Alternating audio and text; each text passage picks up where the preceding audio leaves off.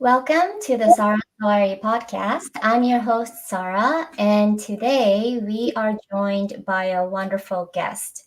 She is an intuitive empathic healer with expertise in various modalities, including Reiki, quantum touch, sound healing, and Tantra. She began her healing journey at 9 when she discovered she could see auras, and later with her first Reiki healing at 13. Overcoming a childhood marked by emotional and sexual trauma, a near death experience at 22 inspired her to study spiritualism, quantum physics, and ancient healing arts.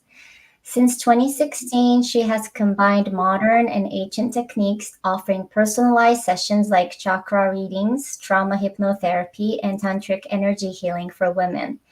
Her practice is centered in two sacred spaces, a garden sanctuary for sound healing, concerts, and rituals, and an indoor goddess temple for intimate therapy sessions. She serves as a conduit for divine and earthly healing energies, dedicated to holistic and transformative healing for her clients. Please join me in welcoming ILaria Bordignon. Wow, what an introduction. Thank you so much, Ilaria, for coming on. I believe I met you probably in 2022, right? Through ancestral workshop. And it's been amazing to reconnect and deepen and hear about your story of spirituality. So thank you for coming on. So can you tell us a little about yourself and what sparked your spiritual journey? The spiritual journey. So, as a dual gendered person, I knew that I was in this symbiotic state since an early awareness. My mother,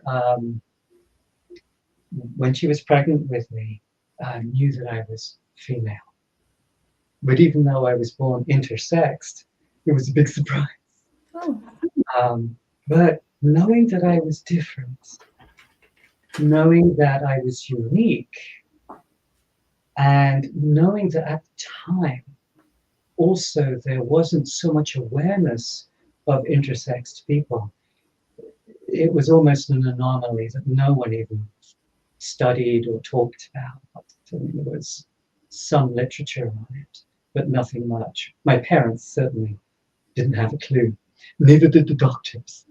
So I had to seek solace from a higher power to find comfort uh, in understanding my journey, even in childhood.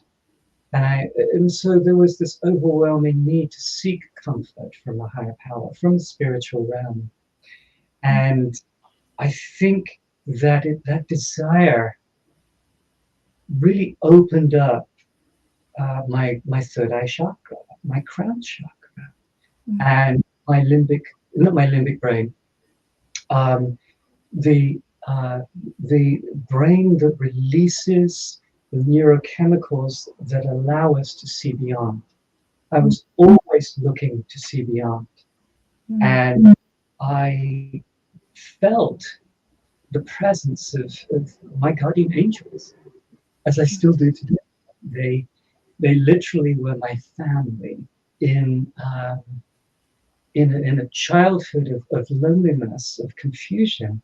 They offered me wonderful support. So I found that I was able to feel them and almost touch the astral realm in that regard. Um, and so the wisdom that I was downloading was purely spiritual, purely spiritual. That's how my spiritual journey really began. So very, very kind of early on. Mm. And when did you realize that? Well, I suspect that as you said in my introductory bio, um, around the age of 9 years old, I felt a very much earth spiritual being literally come into my body. Mm. Um, this was something that uh, many historians talk about in ancient cultures. They give it so many names that one could call it the hairy fairy. Mm. Um, like I don't know if you saw the old Lon Chaney werewolf movies. Mhm. They had the makeup, and it looked like a huge bear stroke werewolf. Mm. And over a series of a few nights, this connection to earth energy literally just entered, Mm. jumped into it closer and closer. It was like it woke me up a few times, but it came closer and closer until it came to my bedroom door. And then it opened the door and it looked at me. And it just meditated with me for a minute. And then it literally just pounced and jumped inside of me. Mm. And I feel this was a genetic awakening of my budding maturity, entering into the first incarnations of puberty, this earth energy. And it wasn't long after that, literally, I would say a month or less, a couple of months, that I started to see uh, literally bright colors.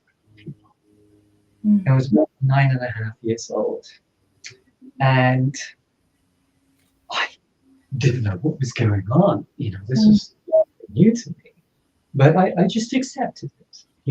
I'd walk down the high street or my local street, on the way to school or wherever, and I would just see green, yellow, purple, orange, all these different colors just coming at me. It was amazing. Mm. And while I kind of associated what those colors would be with a specific personality types. Mm. Some of the auras were bright, others were diminished. Yeah. Others had different blotches of colors, in different areas of the body. Mm. So I, I, I didn't know what to say. I didn't know what to do. Right. Uh, so I didn't ask for any guidance from my mother or father because they weren't really churchgoers. Yes, Christmas Mm. Mass, Easter, Roman Catholic. Mm. So one day we were at a church gathering, and there was it must have been a 20-something-year-old priest, relatively freshly ordained, I'm assuming. And he was just there standing quietly. And he looked like someone I could talk to. Mm. And so I was just a little kid. Right. And I walk up to him. Excuse me, what's all the colours, around people? Because I grew up in England, excuse the British accent. Um, and he looked at me and he said, you can see those? Mm.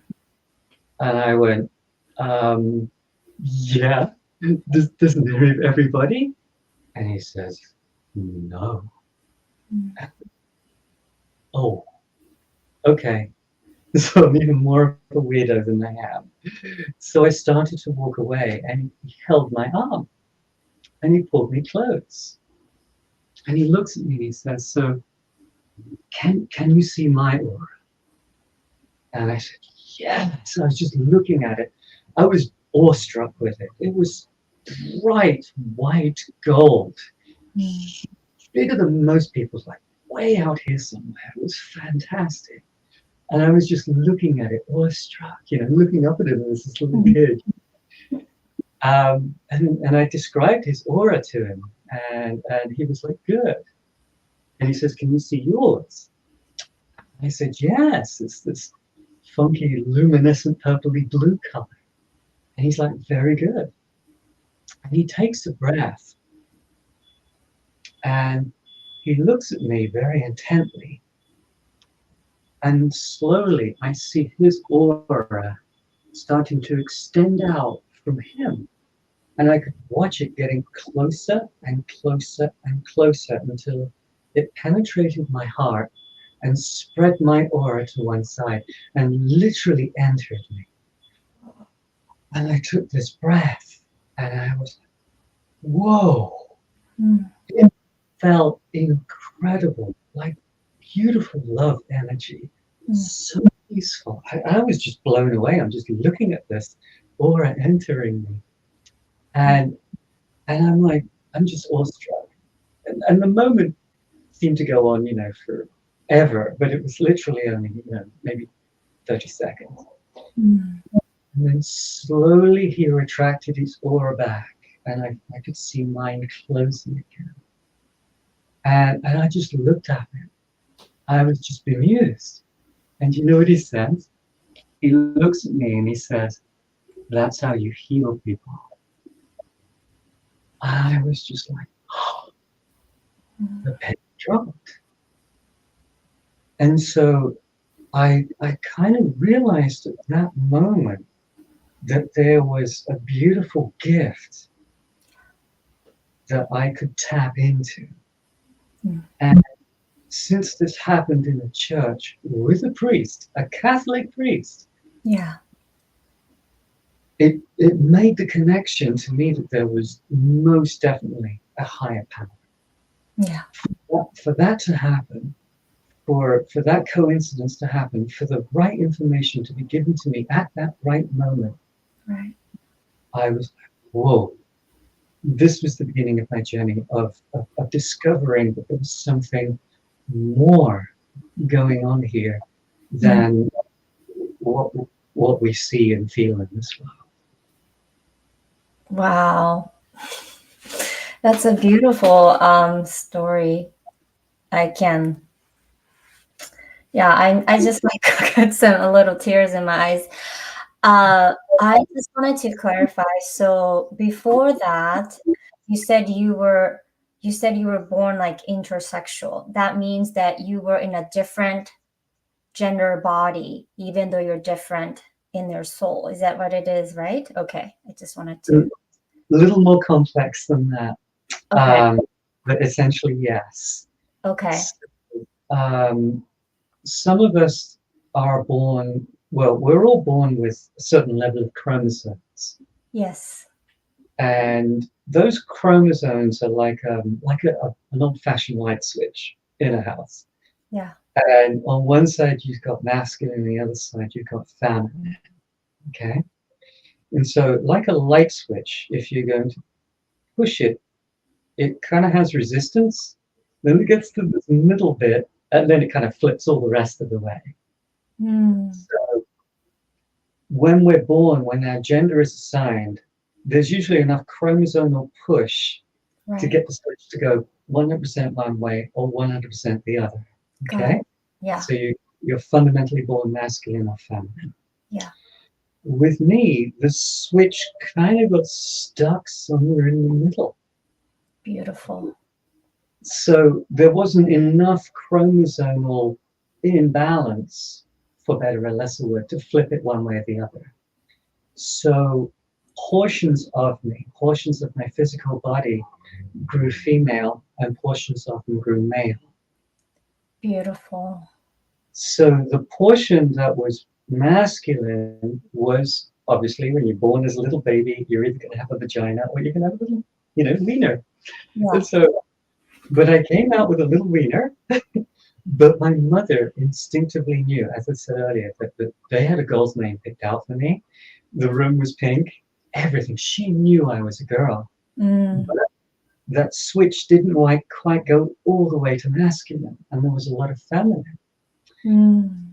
Later in life, when I met a wonderful doctor, an endocrinologist here in Los Angeles, uh, he did a workup with me, and he said, "ILaria, you have a female structured mind, a masculine hippocampus, and a very female body.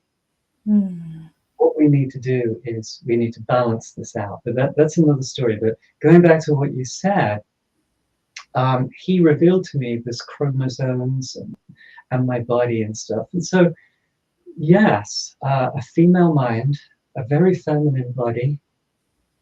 What does one do? The doctors were very confused. Mm. It's more than that. But yes, did I feel more feminine? You mentioned the emotional and Yeah. psychological. Mm-hmm. To be honest with you, I would say my balance is 75% female, 25% male. Beautiful. Yes, Yeah.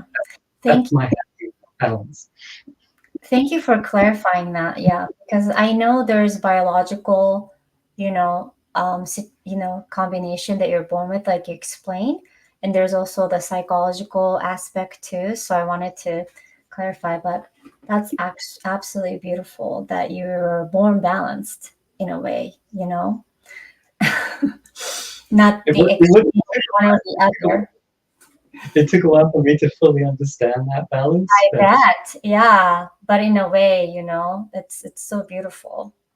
but Um, I had to compensate because they assigned me masculine at birth, because of right. the sexual organs. Yes. So, but the female, the 75% female within me was always so prevalent. Yeah. Um, and so, my mother knew this. She instinctively understood it and literally raised me as a girl for the first 6 years of my life. Nice. And I learned etiquette and protocol because we had a big family restaurant in the Mm. West End of London. It was quite famous. And so I had to greet, viscounts and judges and kings and, God knows who else. But my mother, she taught me to walk with a book on my head, with Mm. my head on up high, just as a classic mother would. And I was walking in heels and I would help her with sewing and everything. But then my very masculine father, who was always very busy with our restaurant, took more of an interest in me and said, "Well, you're a boy." And I was like, "Okay, what's that?" I Mm. really didn't have any concept of it. Right. I had to learn very quickly. So, but I thought to myself, I'm coming from a female perspective. Yeah. So I had to kind of, say, in a way, man up. Mm. So I was like, well, how am I going to do this? Yeah. So, I read like Iron John or something. I was like, oh my God, no, thank you. I read some Greek philosophies and stuff like. I was like, yeah, it's a little bit heady. So I thought, well, and then I read about Pygmalion and how he created this amazing statue of the perfect woman that he wanted to imagine, and she came to life. Mm. That story inspired me. Mm. And I was like, well, wait a minute, maybe I'm Pygmalion. I get to create a masculine persona from a female perspective. Beautiful. Okay, how do I chisel this out? How do I do this? So, now don't get me wrong, this took a bit of working out. I'm sure. Um, because, throughout my younger teenage years, and my, 12, 11, 12, I looked so much like a girl, it was ridiculous.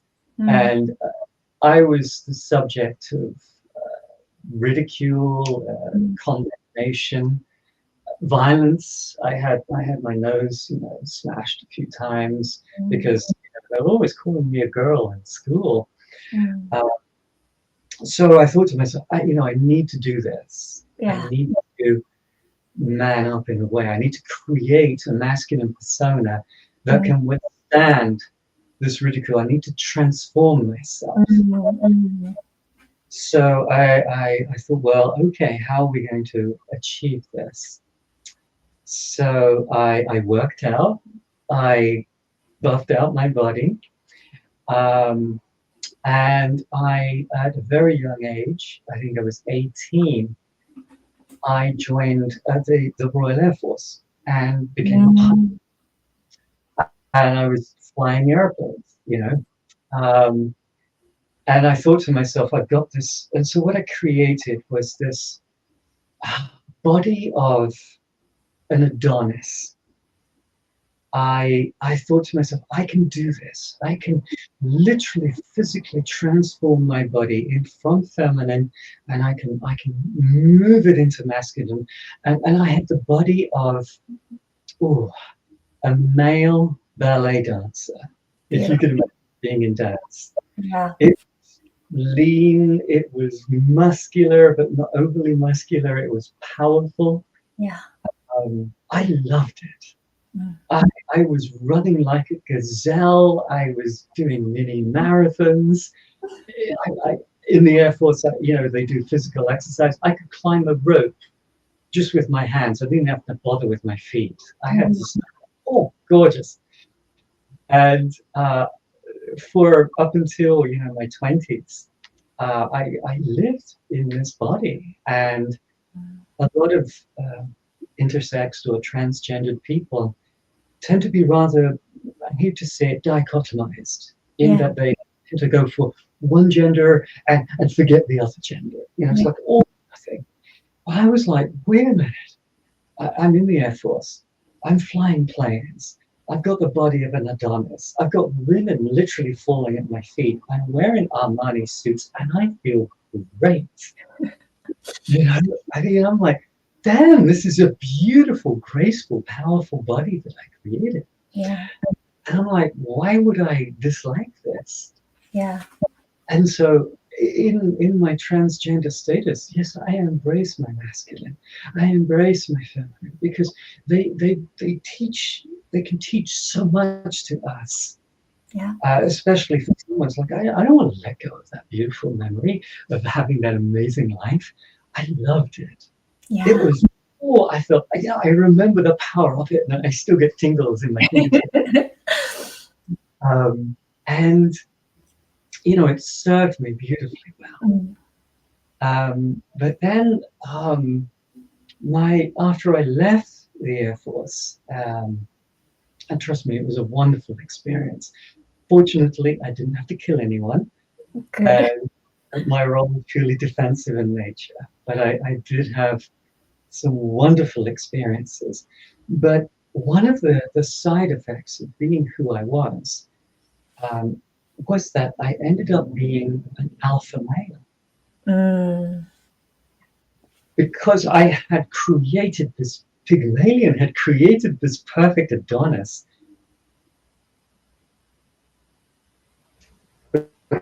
Roberto, my previous name, didn't take any, from anyone. And I excelled as a pilot, and to the point where I was such a leader amongst men that I saw men as something very strange. Yes, I can handle them. But there was one officer in particular who I literally hated. And I was so powerful that I challenged him. He totally acquiesced. And my flying instructor was in World War II. He was a young lieutenant. And when I met him, he was a retired wing commander, which is a very senior position, and he was an instructor. And he defended London in World War II, and he was shooting down bombers while 2 or 3 planes were shooting at him. He made it. And this was a total blue blood hero. I mean, medals for the yin yang. Yeah. When I first met him, he comes up to me and says, okay, Bruno, listen, old bean, we can have this shiny new jet over here, or you can have my personal World War II trainer over there. And I was like, ooh, I'll have that one, sir. Yeah. I knew it was his pride and joy, because that is his personal trainer, that he is a plane that he is very familiar with. Yeah. He goes, jolly good. I'll have the chaps get him ready. And I was like, oh my gosh, what have I just got myself into? So I'm like, okay, it's going to be all right. So they trained me in basic emergency procedures. And I get inside this thing, and it's got this tiny little cockpit with all these like 1940s dials, and it's completely fly by wire. And it has this humongous Rolls Royce 12-cylinder engine. And I'm like, I couldn't even see out the front of it. And I'm sitting behind him, and he goes, right, let's get it going. And the whining of the engine started, and then suddenly it thundered into life. And they call these things spitfires because they literally spit fire when they start up. Mhm. And there's like this roar, and the whole thing's shaking, and this engine's going, and I'm like, what the fuck? And it's rattling. We couldn't really see where we were going on the road because you can't see. You'd have to look to one side or the other, And they had these little mirrors to help you taxi. And then suddenly we're at the threshold of the runway. And he goes, right, off we go. And he throttles up. And then suddenly this shaking, rattling 1940s plane, the engine smooths out and the whole thing tightens up and it kind of haunches down. There's this beautiful whining sound of the engine and I'm like, whoa. And Mm. let go of the brakes and we hunker down and I'm like pulled back in the seat.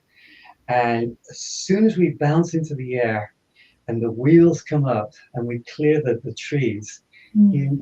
engages a supercharger. It's this thing that basically turns it into a rocket. And we go vertical. Mm. And we're climbing to about 1,500 feet, and I'm literally passing out. And then suddenly engages the second gear of the supercharger, and then we get this second burst of power, and then we climb up to 3,000 feet. And I'm like, holy shit.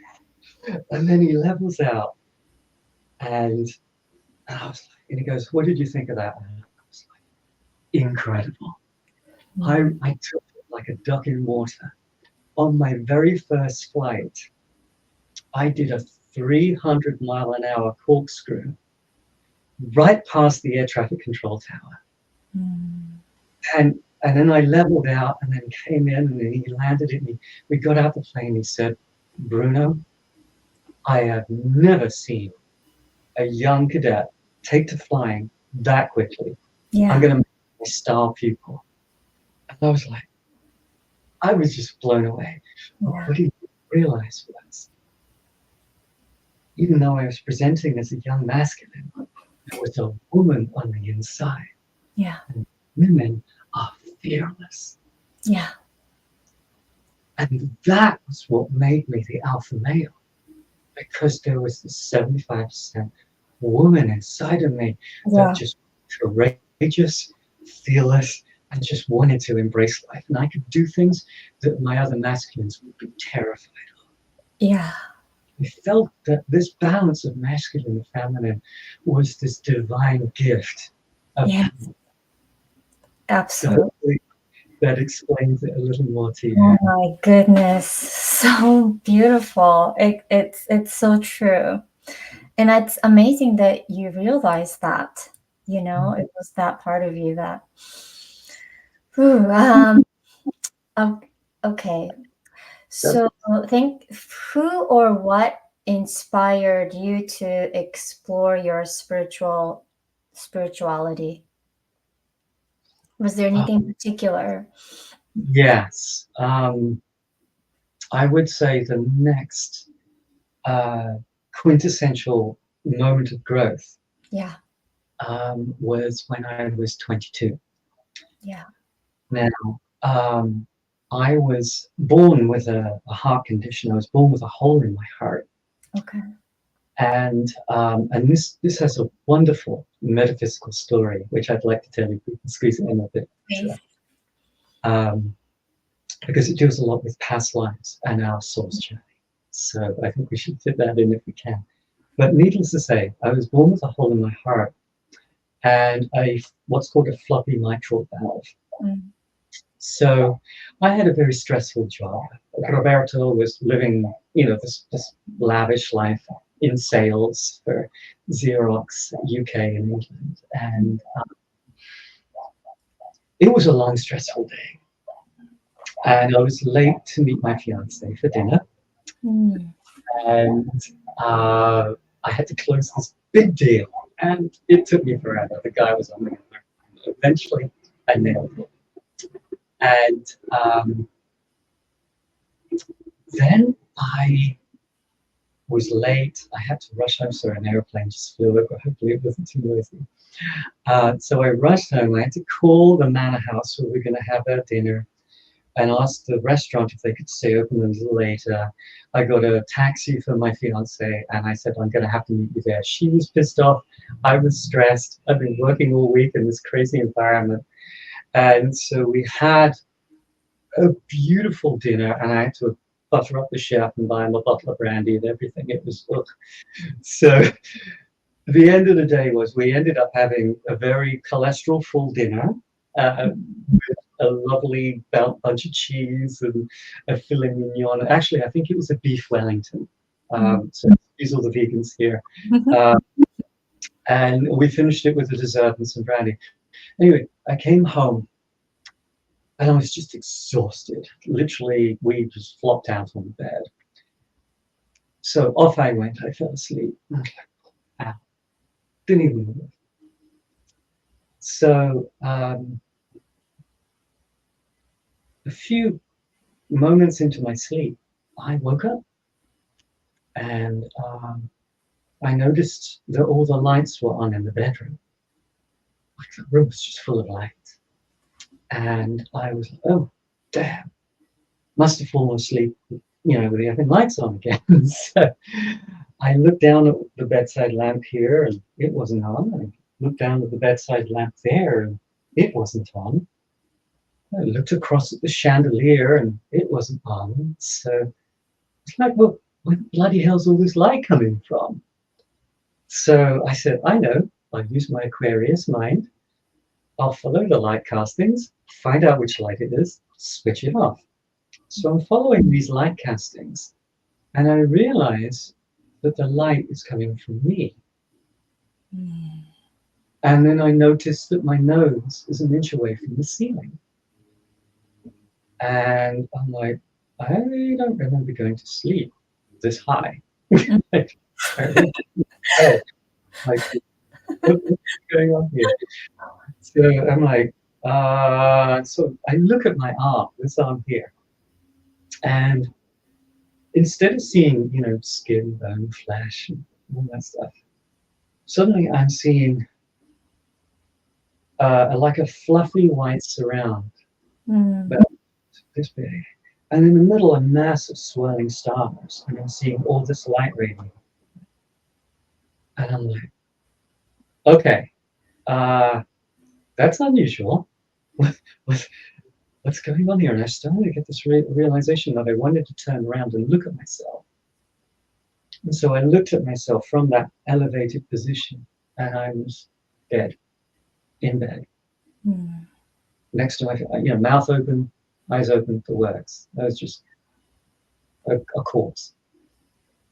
And I'm like, whoa.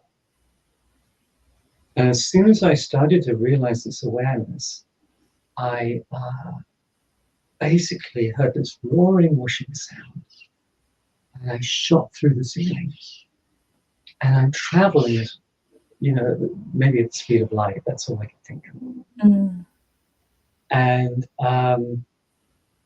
as I'm traveling, I feel this overwhelming sensation of absolute pure love. Like it was surrounding me, flowing through me. It was in me. And I felt expansive. I felt like I could travel at anywhere in the non-universe at any time, free of the body. And this energy that was in the universe was just love. I'm talking about, do you remember the first time you fell in love? And how it felt? Well, times that by 1,000. That's what it's like. And I'm traveling and I'm just like moving and I'm just like going with this amazing love energy. And suddenly I emerge in these fluffy white clouds. And there's a marble top table in the shape of a horseshoe surrounding me. And on top of this high table, there are 7 beautiful beings all surrounding me. And I'm like, hi, uh, excuse me, but what the just happened? What the, you know? And, and they're talking to me telepathically, and I'm speaking to them with my mind. And they're like saying, they're looking at me like they know me. And these big smiles on their faces, and I'm looking at them. And as I'm looking at their faces, into their eyes, I can see that we're connected. And I'm looking at each one of them. And they're like looking at me with so much love in their hearts. And they said, Roberto, this is my name. Now I'm going to say ILaria. I can say, ILaria, we're so happy you're here. This is your time. I'm like, no, wait a minute. You know, I went to sleep, woke up, wishing sound, you know, like coming. Yes, you died. We're so happy you're here. And I'm like, and I'm starting to communicate with them. And some of them are telling me how they've known me throughout my life, throughout my history. They've known my soul. And they've been there since past lives and current lives and everything. And I'm like, whoa, hang on. This is incredible. I am like blessed to have known you. And these, I believe, were the same angels that were surrounding me when I was a child. And so I got to meet them face to face. And I'm like, wow, this is incredible. But I started like saying, oh, hang on a minute, I'm only 22. I'm too young to die. And so, no, they were saying, no, this is your time. We're so happy you're here. And I said, no, there's got to be some kind of mistake, dude. Like, come on. And so one of them pulled up a document. It was like a scroll with curly edges. And he pulled it up and it had like multiple pages. And he looks at it and he points his finger along it. What? Roberto, this is your time. And so I was still kind of resisting. And I said, no, there must be some kind of mistake. And suddenly they all kind of accepted my resistance. And they looked towards the end of the marble top table to the entrance to what I could think of would be the next world, the afterlife, heaven. And suddenly this amazing, beautiful being starts to come towards the gate to heaven. And all I could see was just this amazing light, and these beautiful eyes, and this curly hair, and white robes, and sandals, and these beautiful piercing eyes. And he walks up to me, and he looks at me, and he says, hello, with this beautiful smile, like he knows everything. And I'm like, hi. And then he turns to my guardian angels, very politely, saying, you know, excuse me, that's what I was hearing. Excuse me, I need to have a little chat. And so he communicated with my guardian angels. He's like, I see. And he looks at me again with this beautiful, amazing human being, this beautiful masculine. And he puts his arm around me and he says, come, Roberto, walk with me. And we start walking towards the entrance to heaven.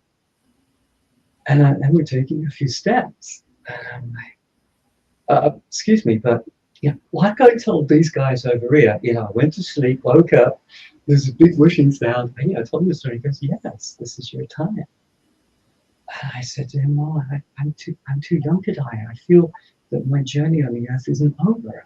There's more to do. And he looked at me and he said, well, children die too, And I was like, oh, that's right, they do.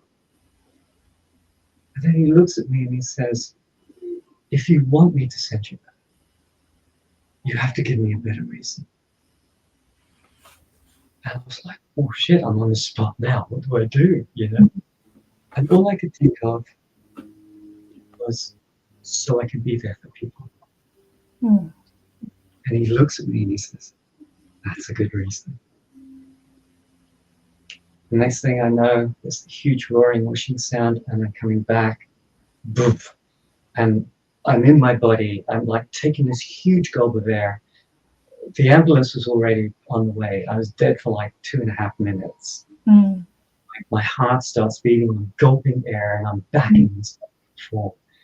And I was like, you know, living in England, we're very much, oh yes, everything's fine, you know. So I said to my fiance, you know, don't worry about the ambulance, I'm okay. It was just a weird episode. But she didn't sleep all night long. And literally, she woke up. She didn't sleep. She was just looking at me. I woke up and I looked at her and she's just staring at me. And she said, you died last night. And I looked at her and I said, no. But I really didn't know at that point what to make of it. I mean, this happened in the 1980s. It was like 1983 or 4 or something, you know, when David Bowie was singing. So there wasn't much literature or the internet. So there was nothing. But we all hear about these experiences happening. Yeah. But for me at that time, I had no point of reference. You know, the only books on it at that time were in the occult section of the library. Yeah. And it certainly wasn't anything that was talked about in the Catholic Church. And so I was left with a big question mark Mm. head. And I thought to myself, I have to work out what this all means. Mm. How I can integrate it into my life somehow. Mm. And so that, in answer to your question, was the single most pivotal moment of my journey of understanding as much as I could about life, the universe, and everything. So Yes. you hear that, you know, and yes, it is 42 according to Douglas Adams. You know, life, the universe, and everything. I wanted to find out what, when, where, why, how, whether, and whence for. I was like, I'm a sponge. Okay, I got to work this out. How am I going to do it? Yeah. So my first journey was studying the realms of psychology. Mm. Because first of all, I had to work out my position in the world and my mental state. Right. Right.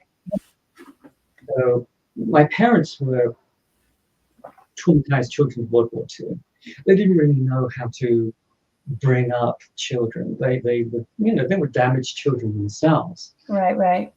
That coupled with my, you know, gender dysphoria or gender duality, I was like, okay, psychology 101. So I read as much as I could and studied to the point where things started to make sense. So I could clear my head and think about the matters of the spiritual realm. Now I've cleared my head and I'm on the journey to some semblance of functionality, moving away from gender dysphoria and childhood issues and traumas. Mm. My next study was to study history. Yeah. Specifically the history of ancient societies. Yeah. And I'm talking like pre-dynastic Egyptian societies, in terms of what they were doing with this marvelous technology. Because I realized that the answers could not happen for me with modern education, with modern society, because modern society has forgotten so much. Right. And I realized my answers were the study of ancient history and the study of, and I furthered my studies of physics and astronomy.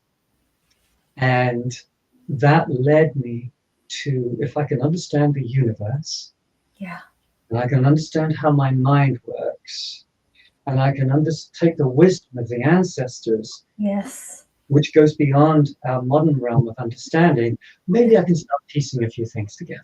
Right. I was just a sponge for knowledge. Brilliant. That stage, that's what I was doing. And I was absorbing all of this information. Wow.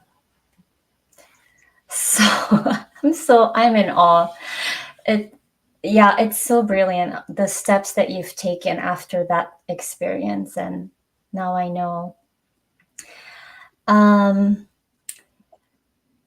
so let's see, what has been the most challenging part of your spiritual journey so far? Hmm, challenging.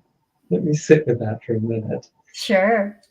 Because it's difficult to think of it, because challenges for me are nothing more than a mountain you have to climb. Exactly. And so I don't see things as a challenge. I see things as a journey. And Yes. if that mountain that you climb, when you're hiking, or you're sweating, you're hurting, but this is not a challenge. This is just part of my journey. Yes.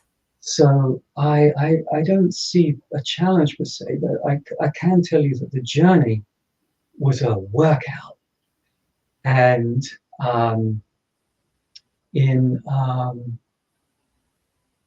as I'm bringing all this information in, and along the way, I've met some wonderfully spiritual people, priests in Catholic churches. Trust me, there's a lot more that goes on behind the scenes in a good way that they don't talk about. But when you look at the history of spiritualism and religion, and we look at, for instance, the Catholic Church or Christianity, a lot of it was like making sense to me, in that it was tying in with history. And when we think of things like the Council of Nicaea, with Emperor Constantine, with all these warring factions and different spiritual, positions going on, and different religious positions going on. And he said, all right, everyone come into the Senate. We're going to kick ass. We're going to lock the doors until we get this shit sorted. Right. And even to this day, the Catholic Church does a hands-on healing mass. Right? Beautiful. Yeah. What is that? Hands-on healing? That's Reiki. Yeah. That's a paganism. According to Christianity, that's a paganism. And then when you think of, like the Egyptian cultures and all the gods they had, Ra, the sun god, big round disc. And you're like, wow, that's so cool. But then suddenly you look at depictions of Mary holding Jesus, and what's behind them? A big round disc. Yes. What is that? Ra, the sun god. Wow. And we think, oh, it's the radiance of the light. Well, yeah, the light of Ra. Yeah. So, I'm like fascinated with science. And Yeah. I'm moving into the realm of science, but I'm also thinking of it in a metaphysical sense as well. And Yes. so when I came here to the US in my early days of being here, I had an incredible download. I was eating sushi on a black plate, and I saw these pieces of sushi, and something felt a little off. I was like, black, round plastic plate. And then it ended up with just one piece of sushi with the rice around it. And I looked at it, and I saw the singular piece of sushi in the middle of the black plate. It's just, wait a minute. I think something is fundamentally shifting here. So I grabbed my housemate's dog, big, huge Burmese dog, monster, but cuddly too. His name was Zach, or Zachary. And, I was like, Zach, come on, Zach, let's go for a walk. I need to think. So we went to the local park. And I had a eureka moment. Suddenly, the entire creation of the universe became a simple equation. And it tied in perfectly to my ascension, to my death experience. Mm. And the two elements converged. The math the science, and the metaphysical spiritualism of what happened to me literally converged. Yeah. And I rushed home, and because I excelled with an English education, and we were taught, physics and astrophysics and all this, complicated stuff, even at an early age. It's a different educational system. And one of my ancestors, was a chap called Giordano Bruno, and he was Galileo's tutor. Scientist, a philosopher, and a playwright. And when I was my masculine self, I looked pretty much just like him. And I don't know, maybe I picked up his genes or something, but the sensation just overwhelmed me. And I just got pen and paper out, and I started writing out equations and diagrams and stuff. And I worked out an entire model for the structure of the universe that made sense. And it was called, quite aptly so, the Bruno Zachary principle. Wow. Zachary being the dog.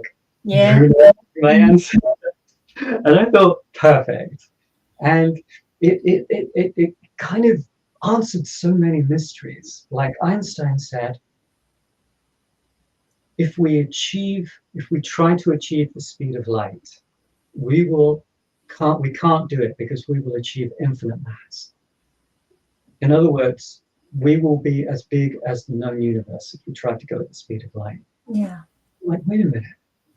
When I ascended, I was traveling at the speed of light, and I could feel that I could go anywhere, any place in the known universe. Yeah. And then I was thinking, well, what if the universe is a sphere, and our universe is basically a huge black hole, and we are the condensed matter that lives in singularity in the center, and we've coalesced to come together in light with all this energy that's falling into the black hole, to coalesce to become us, lightened spiritual beings from the matter. All of the matter of the known universe coalesces, protons, neurons, atoms, you name it, to come together to create this stuff. Yeah. But then essentially, we are a sentient being.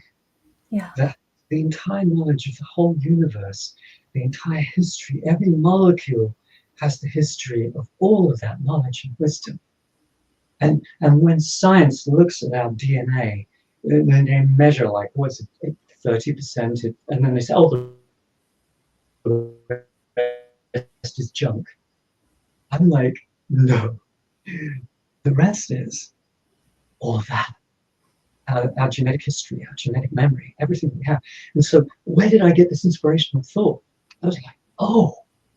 And so now, with the James Webb telescope, looking further back in time than ever before, my theory of there not being a Big Bang, but essentially emerged into creation, and they're starting to see what's behind creation. They're starting to see that there's other galaxies and stars that are beyond the beginning of creation, that are on the other side. Well, that's the stuff that fell into our black hole. Yeah. And so now with the James Webb telescope, we're lensing into it. So my theory of us living inside of a black hole, that there was no Big Bang, and that when we travel to the speed of light, we end up in the accretion disk of the black hole, which is essentially a sphere. And then we ascend into the next life. We become, at any point, at any time, we circumvent the entire known universe. And so it also gave me the metaphorical understanding of what was good and evil, or dark and the light. Yeah. Because matter falls into our black hole universe, and it's in dark matter phase, or ether. They used to call it ether when I was a kid. Now they call it dark matter. So it's traveling faster than the speed of light, coming into us, wanting to come to our unique singularity of existence. It's all coalescing. But in its journey, I feel it's full of fear because it's like, oh my gosh, I'm falling into this black hole. You know, what the fuck is happening? I'm scared. I'm falling. I'm falling. And so it has a lot of fear energy.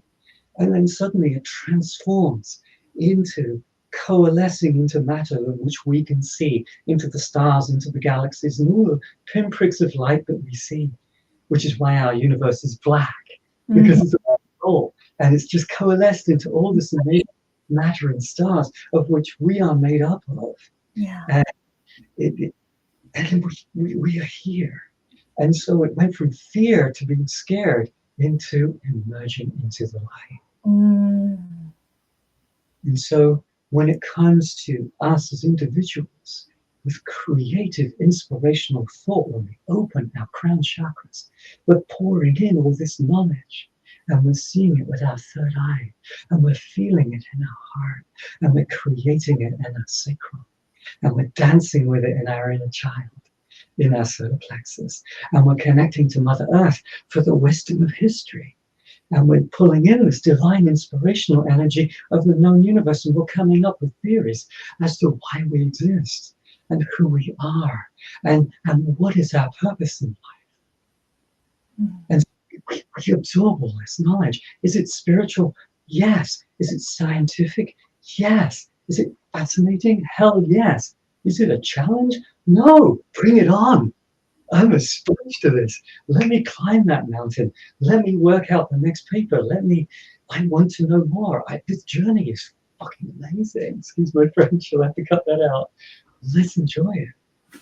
You know, and when it came to enlightened beings, like priests that I met, with huge auras of light, I'm like, they're just reflecting the fact that they're choosing the light energy. But we are also made up of the dark energy. Yes. So what do we do? What do we do as a young child when we have parents that are dysfunctional, that maybe bring us up in the wrong way and teach us the wrong way and teach us fear or ego or anxiety or dysfunctionality or trauma. And we're walking with this pain. Yet we have all this knowledge and wisdom that we can use. And we can meet enlightened beings like that priest I met. And they can give these clues and go, you can embrace the light and you can understand the darkness. For both are the journey of wisdom. Absolutely. Absolutely.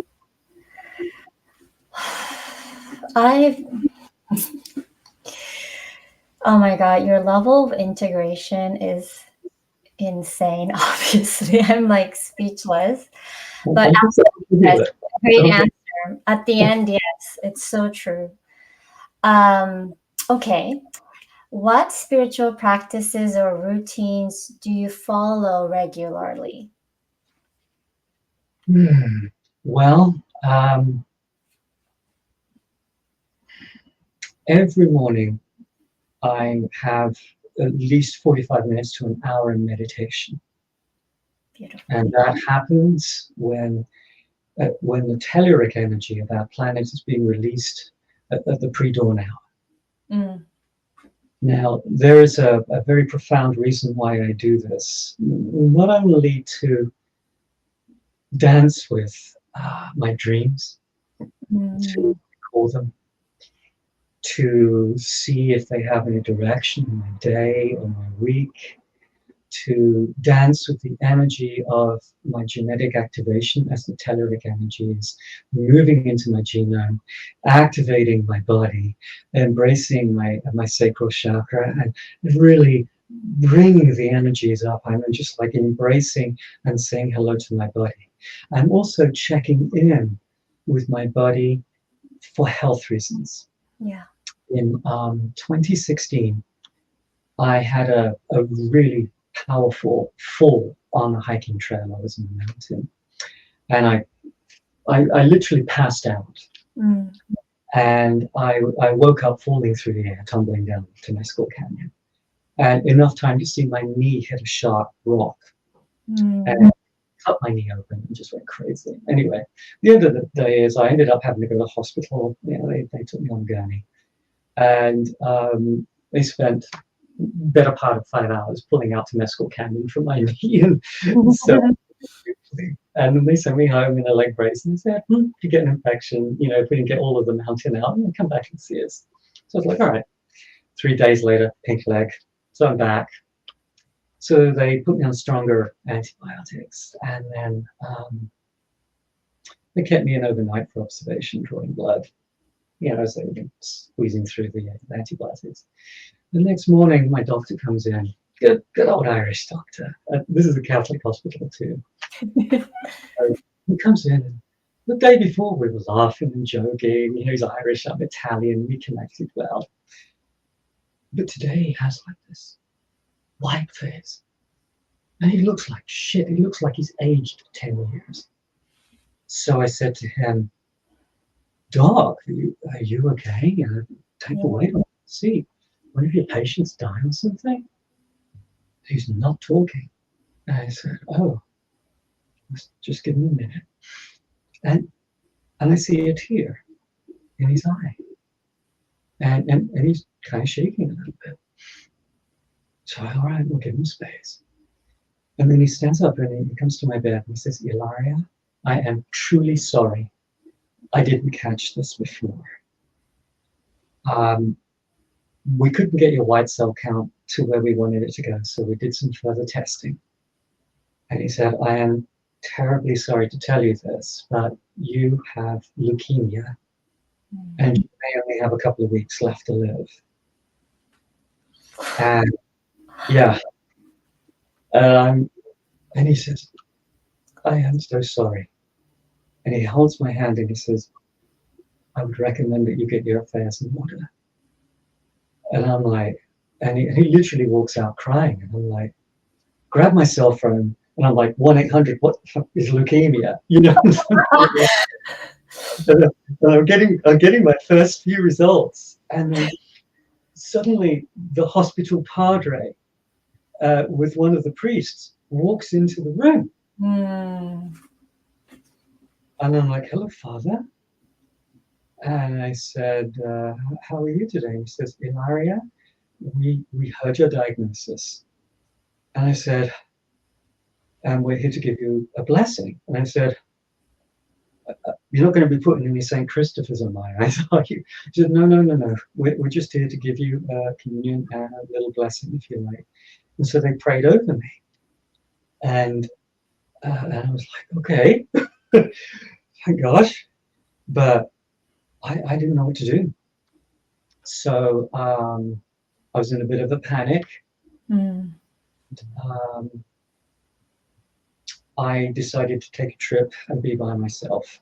And so I went up to the lodge in Northern California, my girlfriend's family's lodge, and I looked at what I thought was going to be my last sunset out of the big bay windows overlooking the ocean in Bodega Bay. And I see this amazing sunset. Oh, so beautiful. Thank you, guys, for putting that on for me. And I heard my father's, abusive voice. You're never going to be happy. No one's ever going to love you. You're always going to be a loser, blah, blah, blah. No one's ever going to marry you. And I was like, maybe the old guy was right, and I'm watching the sun going down. And then I was just, didn't know what to do. So I cooked myself a dinner. And then I had a nice dinner. I watched, it was, by the way, this house was frozen in 1972. And it had no Wi-Fi. I had a VCR and a TV set, a glass one. And I was like, I watched Apollo 13 with Tom Hanks. Great movie.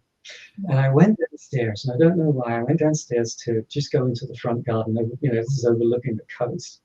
And it happened to be a new moon that night. And I looked up, and there was no light pollution. And I literally saw the entire Milky Way. Horizon to horizon, in all of its glory. And I was just like, awestruck. And for the first moment, I started to feel better. I thought, I'm going to be an astronaut. That's my next stop. And I'm like, a challenge? No. fucking amazing, sorry, an amazing opportunity. Yeah. And you'll have to delete that one out. And I was like, I felt good. And that was the first time I went for a walk. I was able to walk a bit. And so I actually went for a little hike, and I met a bunny rabbit. That was my spirit animal. I said, fertility in life. Here I'm about to die, and you've showed up as a spirit guide. And I literally walked to the top of the hill, and she was waiting for me, and I sat down next to her, literally a few feet away. We just looked into each other's eyes, and I said, what's your message? And she just said, your life isn't over. Yeah. You've got a lot to do. And I was like, okay. So I went back home, and I went into church because I was still kind of cut up. Because biblical texts, especially modern ones, don't do too well with someone who's bi-gendered like me. Like Deuteronomy 22:5. A man must not wear the clothes pertaining to a woman, and a woman shall not wear the clothes pertaining to a man, and anyone who does so is an abomination unto the Lord thy God. And I'm like, okay. I just got diagnosed with leukemia. Let's go to church and see what's going on. So I called up Saint Anthony's Church, Sant Antonio's Church here in Long Beach. I said, would it be possible to speak to a priest, please? And they said, yes, you can come in and see Bishop Jose. He's doing communion. Sorry, not communion, confession. So I waited in line, and I'm literally shaking as the echoes of Deuteronomy 22:5 are, going through me. And I'm wondering if I'm being punished. I'm literally going with him and saying, is God punishing me? So I sat down, and he puts his hand on my hand as I'm crying at this point. He says, my child, tell me, what is it? And so I mentioned, I'm a transgendered person. I've just got diagnosed with leukemia. Is God punishing me? And he looks at me and he says, my child, I've been doing this a long time. God loves you. And I just needed that confirmation. Yeah. And then, again, I met a wonderful, this was a bishop who said this to me. And then a few weeks later, I was in Mass, and it was about the same time I got my genetic results back. And I had met with my oncologist, and now a little time had lapsed. And they said, we're going to revise our prognosis because you have a favorable genetic marker to about 5 years. So that was in 2016. So I then sat in Mass, and Father Brian did something amazing. In Masses, I don't know if you know this about Catholic Masses, people that they usually dedicate the Masses to those that have passed on. And Father Brian is there. I just had coffee with him, and he's talking to me, and he's like saying, and today's Mass is dedicated to, and the first name out of the bag was mine, is dedicated to ILaria Bordignon, who is amongst us today. And suddenly I felt these amazing angels all around me. Yeah. And that's when I found out literally that my diagnosis was revised to 5 years. And my journey was not over. So in answer to your original question, every morning I perform self-Reiki, self-healing, and self-quantum touch energy. And I tune in with my liver and spleen and the organs and the cells within my body. And I see their beautiful light. And I do this meditation of healing energy, ascertaining what I should do for the day with where my physical body is and on its journey of leukemia. But I will add that as a healer, my leukemia is in remission. It is now 2024, and I've had no treatment. So I do that every morning. You're the example. The example. Example. Yeah. Oh my God. I'm just every it's like movie's not even gonna cut it. Your life. Absolutely Stuff, beautiful. stuff happens, darling. Stuff happens. That's all it is. Amazing. Amazing. And the way you processed it and how you, I mean, you're amazing. Um, I'm just like so drawn into you because you're so great at expressing your journey.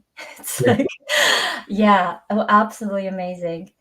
Okay, so I would like to ask Uh-huh. if there is, I have so many questions, but I think this would be, I like to ask, Mhm. what advice would you give to someone who is just starting their spiritual journey?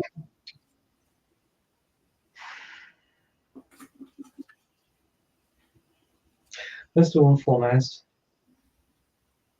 have a completely open mind. Yeah. Don't put anything out of the picture, right? Don't fear any perspective. Um, Try and study as many religions as you can. Um, Take what you can from them. Yes. Remember, we are unique and enlightened beings. So your quantum version of reality, of your soul energy, of your spirit, is unique to you. Yes. So absorb as much as you can, and then, like I did, just kind of work it out Yes. so that you can be at your highest and best, purest self Yes. without ego. With, you can have some pride, sure, not too much, just enough. Think of it as a source, a bit of this, a bit of that, a bit of the other, but don't make it too strong with anything.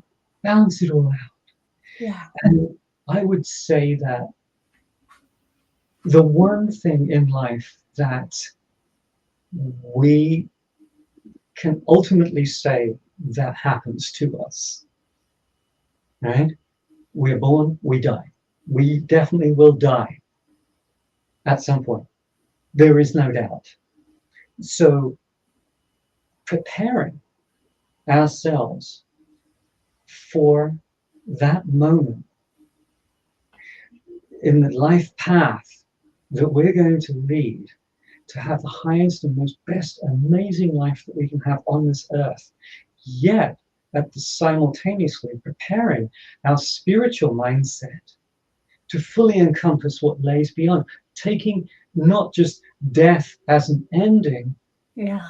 And suddenly we go, okay, we're going to die, we're going to stop thinking about our existence at this point. No, no, no, no, no.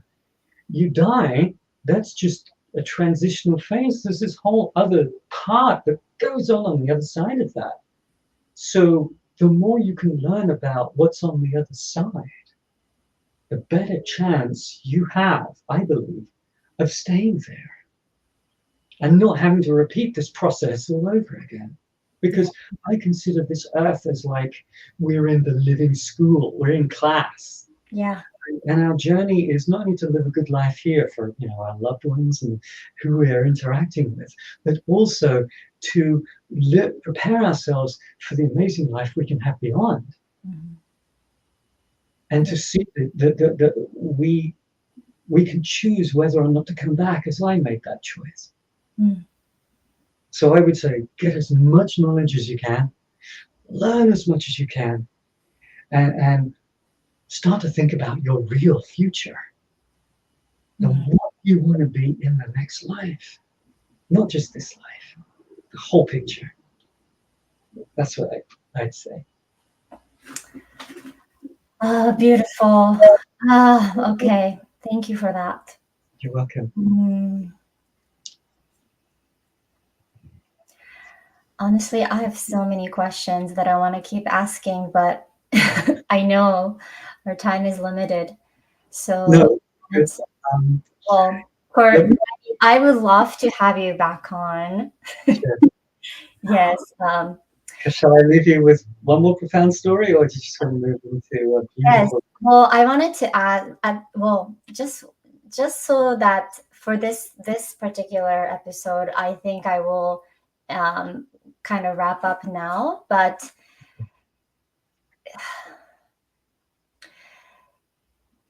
is there is there anything else you'd like to share for now with our listeners about your spiritual journey? Absolutely. Um, since I've learned all this knowledge and I have all these modalities in my healing, hypnotherapy and psychology, reversing cancers, helping people clear their chakras so they can have a beautiful life, fertility healings, Yeah. so that new life can be on the planet. Uh, 4 children have been born as a result of healing energy. So much more beautiful, loving light. 2 twins, a boy and a girl, and 2 girls, as a result of fertility healing that I do here in my temple. Amazing. So when we think about who we are, you know, let's just ask me the question one more time. I want to get it beautifully clear for Yes. you. Is there anything else you'd like to share with our listeners about your spiritual journey?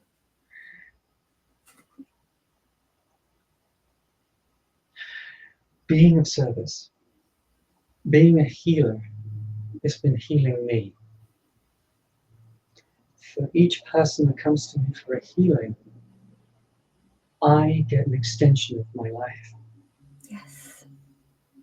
because I am healing myself. When I'm playing my instruments in sound bath, I'm literally feeling the vibrations, and I'm literally journeying with my audience. It could be 10, 50, 150, 200, and I'm feeling all of their journeys, and I'm feeling all of this beautiful star energy just flowing through me. So live that if you can. Look at others, see their pain, see their auras, see their traumas, see their love, see their journey. Don't expect too much from them. See them for who they are.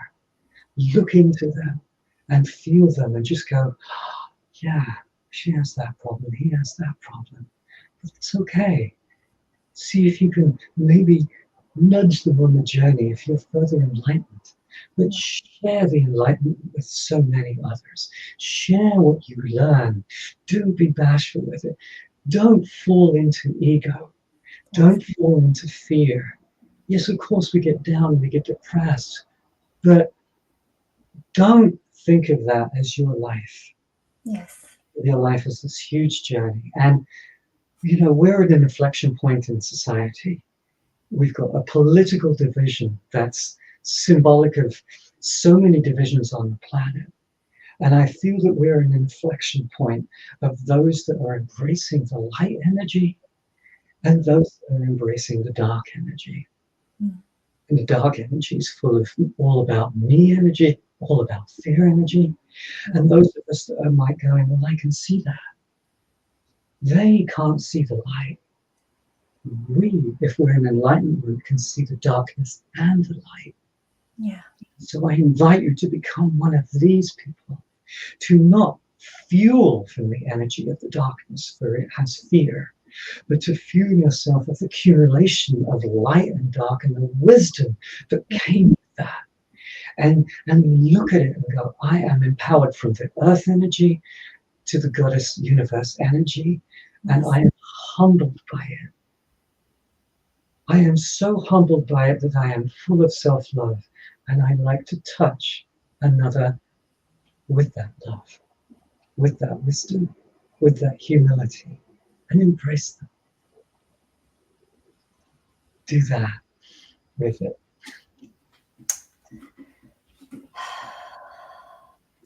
You are a true goddess. Thank you. Actually, one of my friends who's a producer, she actually suggested that the title of my book, which I'm writing my biography, Please. She said, "Why don't we call it Adonis to Goddess?" And I was like, "Oh." I mean, you were born goddess and you were just I was like, "Nah, maybe a bit too much. I don't know. We'll see." I'm so excited about the book because I to be honest, I had no idea about your, you know what I mean? I mean, we never personally connected, but the depth of your wisdom is insane. I mean, it absolutely amazed.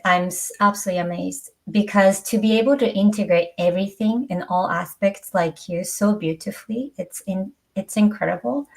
The core of it, you just said service. It's just like you really are true God. For me, that's definition of goddess. And so yes, I would love it. I would love to continue this if you would. And thank you so much for your existence. Your life is incredible. It's almost like you live so many lives in this life, right? Like I said, it's not the age, it's the mileage. But in my case, it's so. Exactly. And I don't know, you went from there to there. Like, I mean, I'm just in awe. Like, it's almost like you explored you know, all realms, not all realms. You know what I mean? Like spiritual, but psychological, but emotional, but the human part, and like it's just incredible. I'm so speechless. I can't even describe my excitement to have this moment with you. So yes, definitely. I would love to have you back and ask you the rest of the questions. But for today, thank you so much. You're very welcome. Yes, and I look forward to the part two of our episode continuation. So, I mean, if anybody wants to reach me, I'm sure you're. Yes, please. How The can we Tantra reach you? in Long Beach is a beautiful energy center of feminine divine goddess energy, but it doesn't rule out other angels that have actually visited the temple. We've had Michael here a few times. Various angels have come in during healings. The garden sanctuary is a beautiful place of music and wisdom, and I perform there as well as all around California. If anybody wants to book me for a concert, my sound baths are incredible journeys. People literally astrally project and hover over their bodies, and they see angels and passed on loved ones and get all these amazing downloads as I surround them with healing Reiki energy and music. And it's such a transformative experience for a lot of the audience and so profound. I would love to share more of this energy with Yes. so many others. Yes. Really. So please, yes, come to my temple. I would love to share my with anyone that will listen, an audience of one or an audience of 1,000. Oh You my are the reason for my existence, and I am so humbled by you all. Thank you.